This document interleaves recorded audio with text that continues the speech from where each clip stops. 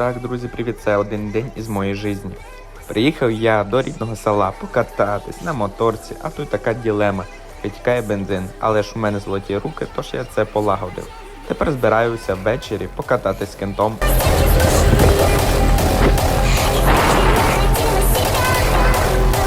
От, ми вже посиділи, випили соку і далі йдемо ганяти круги по селове. Це був прекрасний вечір. З вас лайк, підписка. До слідуючого відеоролика. Пока!